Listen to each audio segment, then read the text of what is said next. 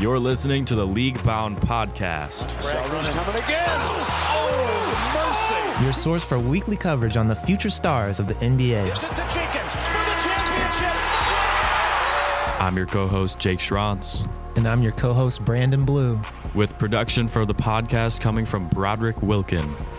With the first pick in the NBA draft. Hello, everybody, and welcome back to the League Bound Podcast. We are here for Season 2, Episode 1, and today we'll be on the podcast where we break down the best prospects and the rising stars of the NBA. I'm Branden, and I'm here with Jake and Brody. How are you guys today? Man, Branden, I am so glad to be back on League Bound for Season 2. It's going to be so great to bring this content back to everyone. Really excited to get things going yet again this year. Brody, how you feeling? I am feeling great, mixing everyone together, making sure our levels are all right, because our studio got a little bit of upgrade at the university, and we're excited for it because it's helped me in a lot of ways in setting up a little bit faster. So how about we get right into it? What do we got in store, Jake and Branden? Negativity. Well, first off, we got to start with negativity. It's been a while. So Friday night, Damian Lillard in a close game with the Phoenix Suns went into overtime and time was winding down, and DeAndre Ayton was on the line to hit some clutch free throws, but Lillard came up, whispered in his ear, "Have you ever been in this situation before?" And Ayton just folded under pressure and missed his first free throw. That's just the cold-blooded mentality that I love to see in the NBA. Yeah, I mean, it's never going to be easy in any game in the NBA, but when you have a young player like DeAndre Ayton having a superstar like Damian Lillard who's been in those clutch time situations countless times, you can't really get under his skin. He's proved that time and time again, and he kind of flipped the script on DeAndre Ayton and just made him choke right there. The Weekly Takes. One of the first games that we had on Wednesday was the Paolo Banchero versus Jaden Ivey matchup. And we got a little number 1 versus number 5 matchup. And I thought it was a pretty good game. I don't know about you, Jake, but Paolo Banchero had a monster stat line. I think he broke the record for having 25 and 5 in an NBA debut, which is impressive. Only Kareem and LeBron have been up there. And Jaden Ivey also had another stellar performance, but the Pistons were the ones who ended up getting the win. But after watching that game, I want to ask you, who do you think is going to have the better career of the two, Paolo or Jaden Ivey? Well, I mean, just starting with these two guys that we're talking about, both of them on draft night kind of had a little bit of a shocking start to their careers because we weren't sure Paolo was going to go number 1. And Jaden Ivey, a lot of people thought he was going to go number 4 and not slide to the Pistons at 5. So just right off the bat, they kind of start off with a shock to the NBA season. But I feel like the way that Paolo is able to control the game with his rebounding and his playmaking, he's really comfortable with the ball in his hands. So it's really hard to say that Jaden Ivey will significantly have a better career than Paolo right now just because of the way he impacts the game on offense in all 3 facets for the Magic. Mm-hmm. I do have to agree with you in saying that I feel like Paolo is the easy answer here. But I do think that in the long run, I could see Jaden possibly ending up with the better career just because I feel like in the long run, say 20 years from now, when people are talking, I feel like they're going to value whoever has more rings the most at the end of the day. You see it now with people who played back in the 90s. And I feel like where it stands now, this might be a hot take, but I don't really care. The Pistons right now have a pretty solid young core, and the Magic have one too, don't get me wrong. But I feel like the Pistons, what they have now, it's set up right now more to last in the long term.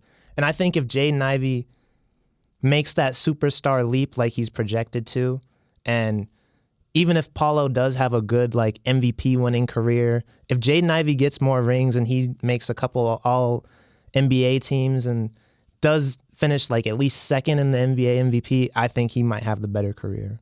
But for now, I think it might be Paolo, but we'll see. And I also want to talk about some of the most underrated performers that we've had this week. In terms of the NBA rookies, who do you think were some of the most underrated rookie performers for this week? I mean, the easy answer just has to be Benedict Mathurin. He's averaging over 20 points a game, even over 24.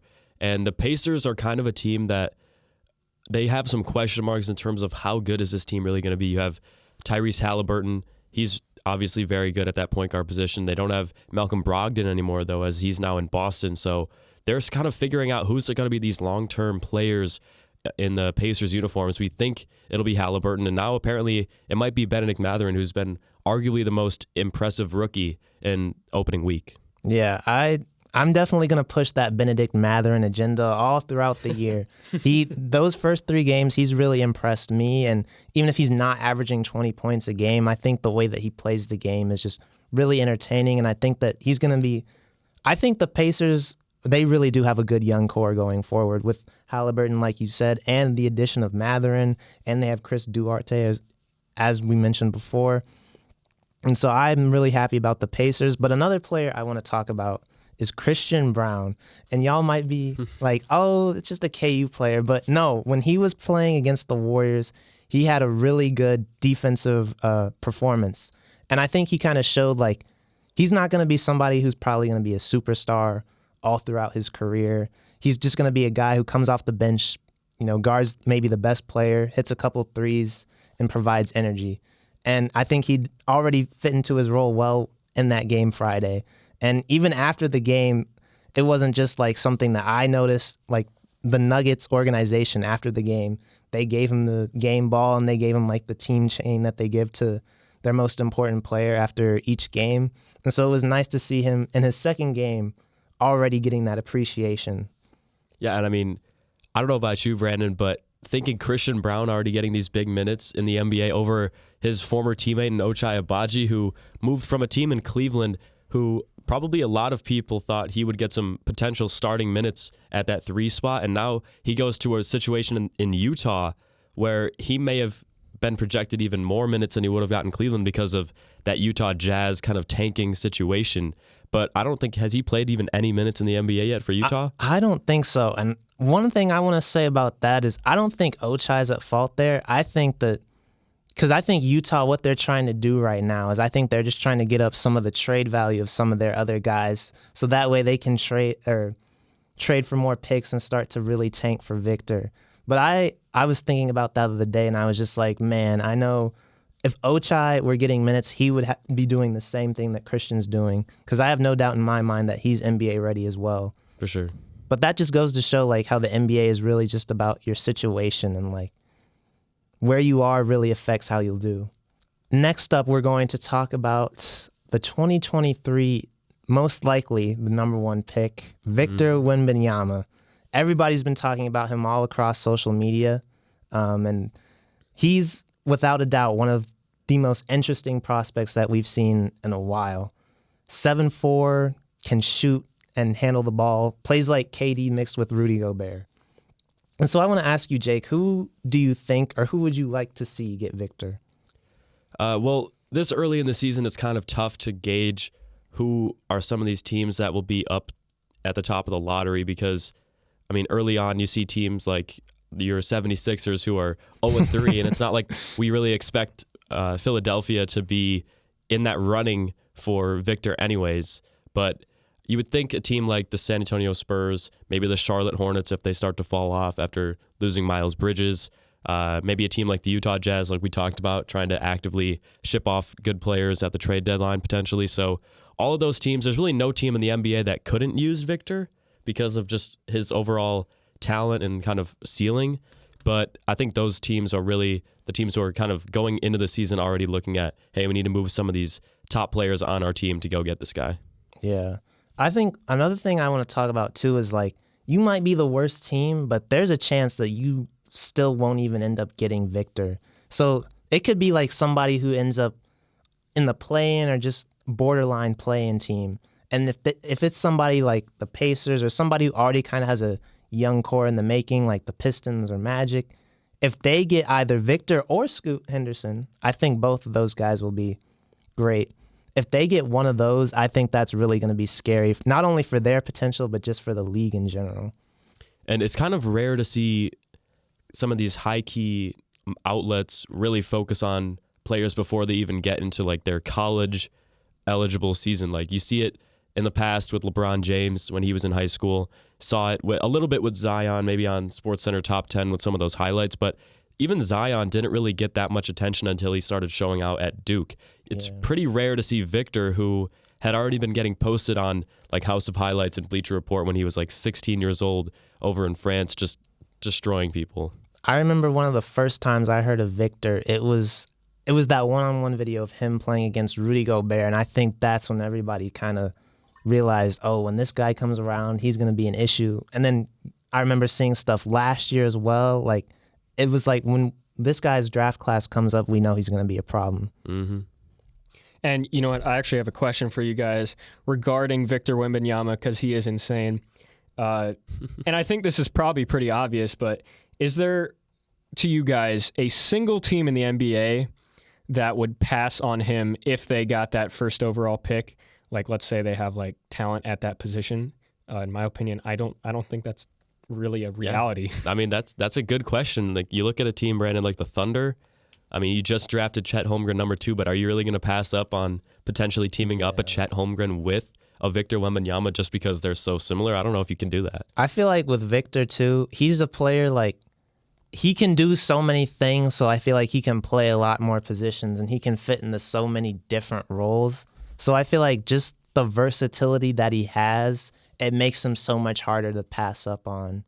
I can't even picture, like, say somehow, like, the Bucks or the Warriors end up winning the chip this year and they get the first pick. I feel like they wouldn't want to pass up on that just because it also sets up your future so well.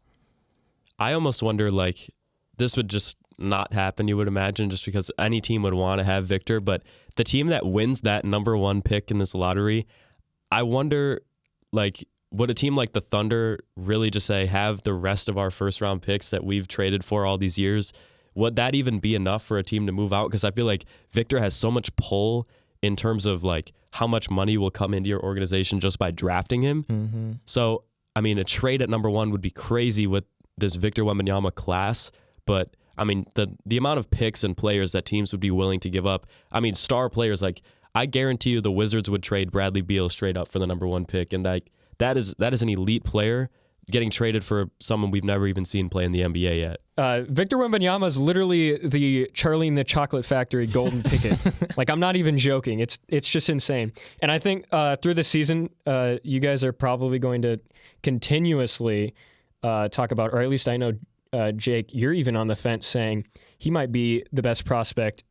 Well, maybe not the best prospect of all time, but better than LeBron as a prospect. I mean, if LeBron is not the best prospect of all time, he's got to be at least number 2. And if Victor's better than that, I don't know where that puts him all time, but I would honestly, the way that he plays and his kind of measurables that are unmatched in terms of prospects in the past, I mean, it's pretty hard not to say he's the best draft prospect of all time. I would just like to say, if we're going to get into the greatest of all times, I think that just this class in general, the way it stacks up outside of Victor, starting with Scoot, and then you go down the list to guys like Derek Whitehead, Nick Smith Jr., Cam Whitmore, and of course the Thompson twins. Like, the way this class is stacked up, they have so much star potential, and I think if you moved a lot of those guys around, they would be first picks in other draft classes. And so I think that just speaks to the talent as a whole of this class. And I don't want Victor's great, obviously, like, we know that. But I don't want some of these other guys in the class to be overlooked because I think that there's a lot of hidden gems in there as well. Yeah, and I agree with that. And I think if there was ever one year for a bad team to decide to fully tank, it would definitely be this year, like you talked about. This is arguably the best draft class of all time, potentially. And Adam Silver kind of got into that a little bit, talking about they're really working to figure out how to stop these teams from tanking for these top-level prospects. But, I mean, can you really stop these teams when you have a prospect like Zion Williamson or LeBron James or, like we're talking about, Victor Wembanyama, Scoot Henderson, others in this own draft class?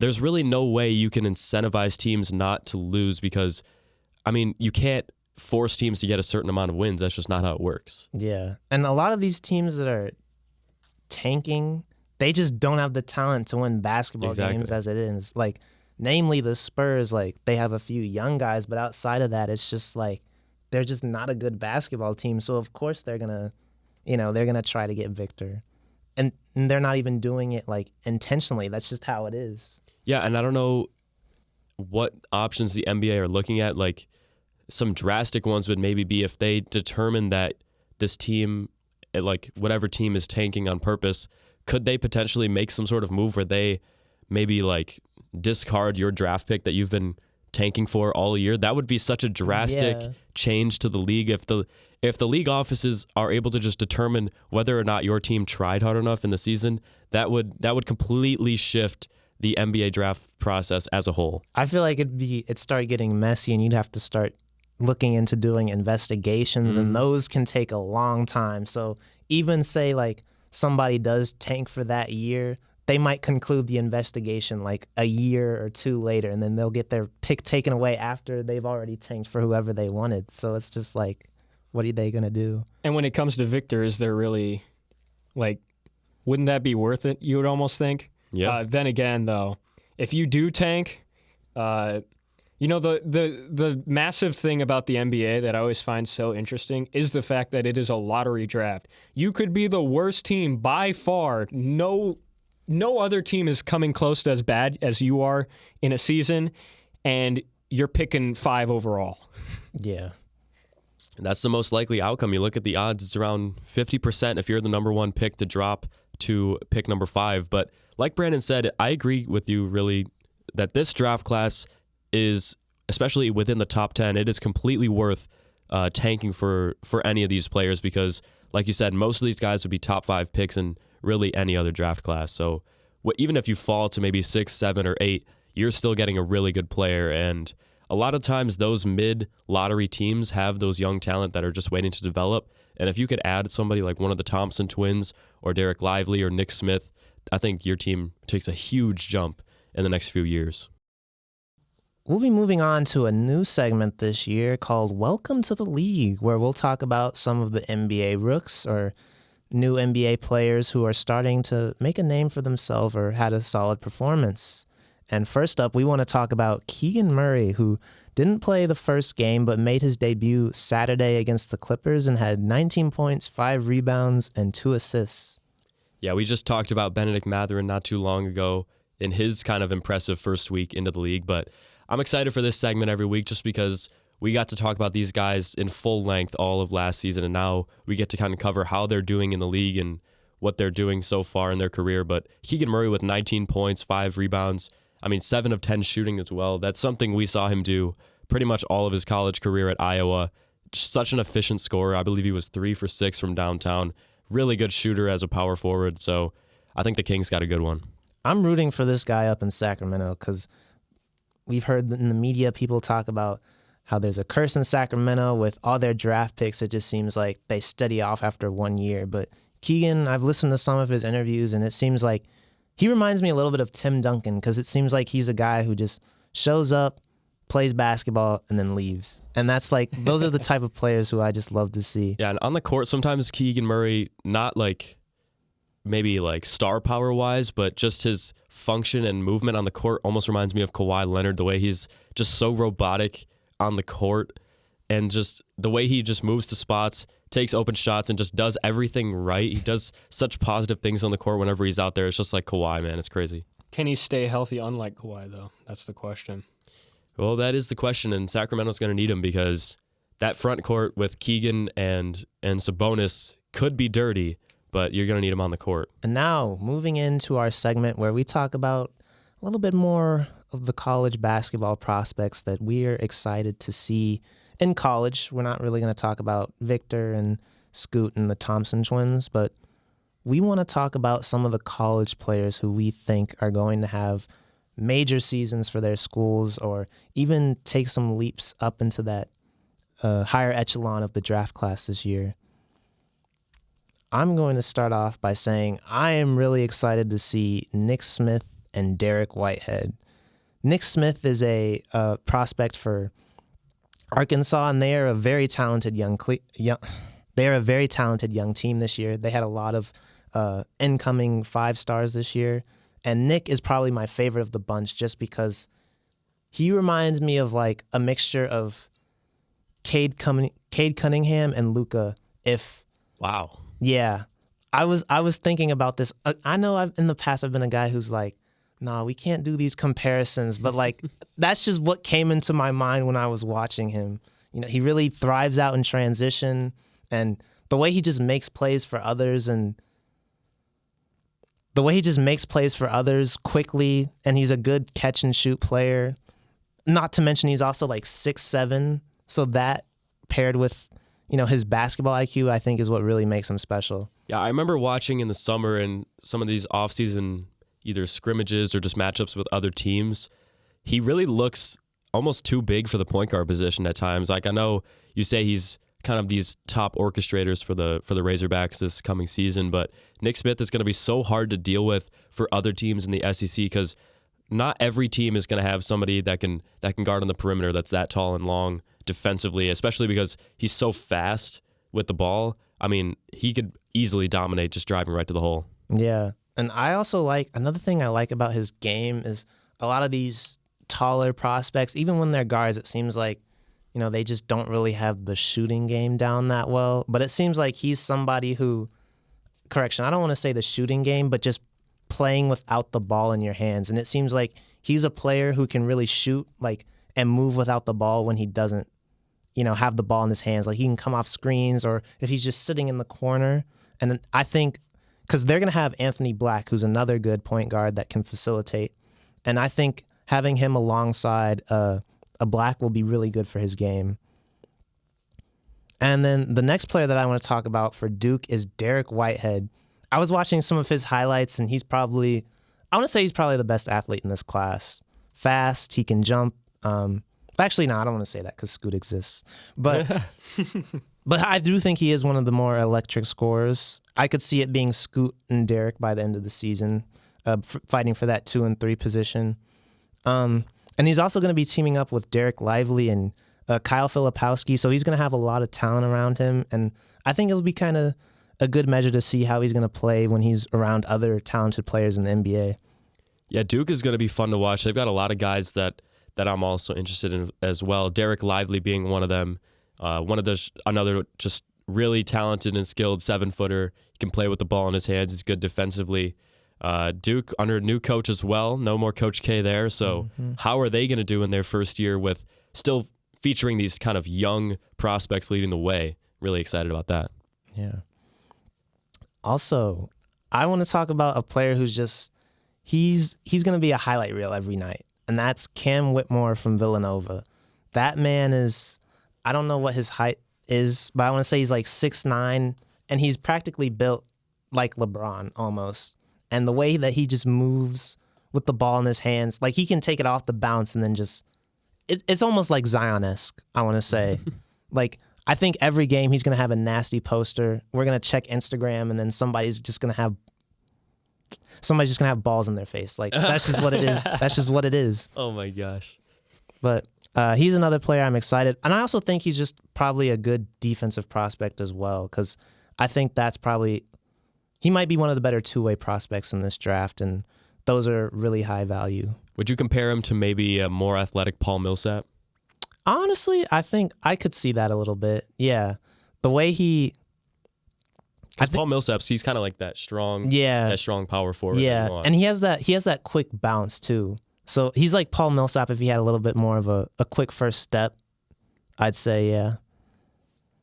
One of my other guys that I think is probably going to be one of my guys throughout the season for Kentucky is Antonio Reeves. He's a senior guard, 6'5", 205, and he's not one of these freshman stars like we've been talking about for the last few minutes. Played at Illinois State for the last few years. Now in his senior year, getting his big shot for Big Blue. But, I mean, this guy shoots the lights out. We've seen it in these preseason kind of midnight madness scenarios in the three-point contest. Reeves is crazy. I don't know if he'll get into the starting lineup right away, depending on who they go to in that backcourt. Of course, Xavier Wheeler is going to be back there as well. So I feel like he may be the best shooter in the SEC, and he may not even be in the starting lineup for Kentucky. So that just goes to show how talented the SEC is. Yeah, that was definitely a major pickup. I'm not going to lie, I didn't know too much about his game, but as you said, we saw some of those preseason games, and he could shoot the lights out. And I think Kentucky, they were already a dangerous team before. They're going to have a fire under them, specifically with how they went out last year and Oscar Tshiebwe coming back, who was Player of the Year. So I think Kentucky, right now, they're honestly my favorite to win. But we'll see how March Madness eventually upsets all that and ruins my prediction. And one last player I do want to talk about, and yes, another KU guy. I know. You're biased, Brandon. I'm not. I promise.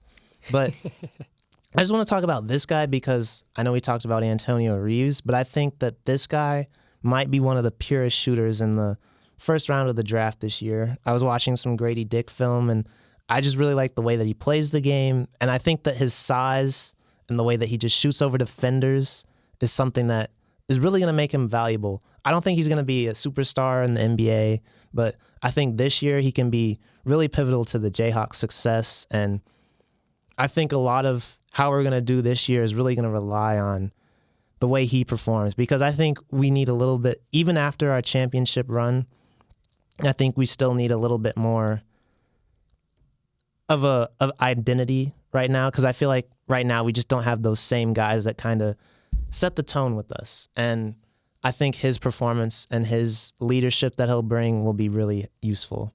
Yeah, and he's got a lot of shoes to fill. I mean, you lose Ochai, you lose Christian Brown, even McCormick, who was really good in the Final Four for the Jayhawks. So Grady Dick, I mean, he's an NBA-level shooter, but will he be able to shoot night in and night out in the Big 12? That's going to be the question. We will see.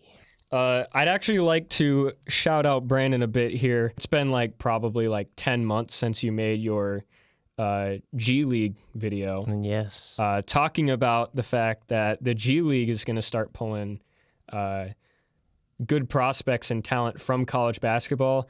And I think we can see that this year, as I don't remember how many G League players or G League prospects are in this season, but I know it's quite a few. Yeah. I would say it's at least as much as we've seen in the last few years, and maybe even more, led by Scoot Henderson. So big ups for the G League. We're big supporters of the G League Ignite here on Leaguebound. Yeah.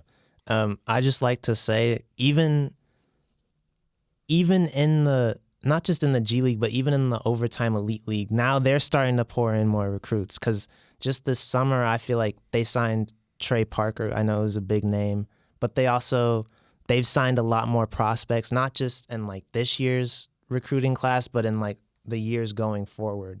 So 2024, 2025. So they're really building a name for themselves. And I know a lot of people have mixed emotions, but I feel like in a few years, they could really be a big thing competing with the G League and the NCAA.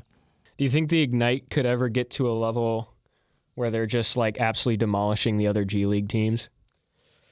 Or do you think they'd make more Ignite-like teams to make sure that doesn't happen? I think they will probably stick to one G League Ignite team, just because they're never going to fill out, at least in these current kind of way that they build a roster. They're not even trying to fill out a full roster of just NBA prospects. They need those veterans to kind of influence their decision making on the court, help them learn how to play basketball at a professional level, on and off the court as well, handling money and stuff like that. But I feel like it's just to their best benefit to kind of limit to just one team. So you can bring in more prospects than they have been doing the last few years, but splitting it up between two teams kind of makes this weird dichotomy between who are we really supposed to be looking at as these top prospects, because it's kind of going to be eating at each other and making it less enjoyable to watch. All right, and then just as we wind down today, talking about the prospect breakdown, we're kind of leaving it open for the listeners and the viewers this week, because it's still preseason. Still, a lot of guys haven't really got to show their skills on the court in actual game yet.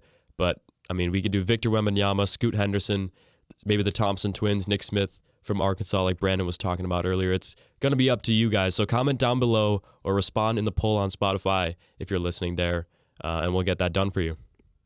Yeah, thank you guys for listening to another episode, and there's some big things coming this year, so stay tuned. And make sure you follow us on social media. You can follow me at Jacob Schrantz on Instagram and Twitter. You can follow me at Branden.Blue on Instagram and Twitter. And you can follow me at Broderick Wilken on Instagram and at Brody Wilken on Twitter, and also Broderick Wilken on YouTube. And make sure you follow Leaguebound on Twitter. The Leaguebound podcast now finally has an official Twitter. It's @_Leaguebound_. Make sure you follow that. We'll be putting some content up on there as well. Thanks, guys. We'll be back. It'll work. We'll roll it. Good stuff, guys.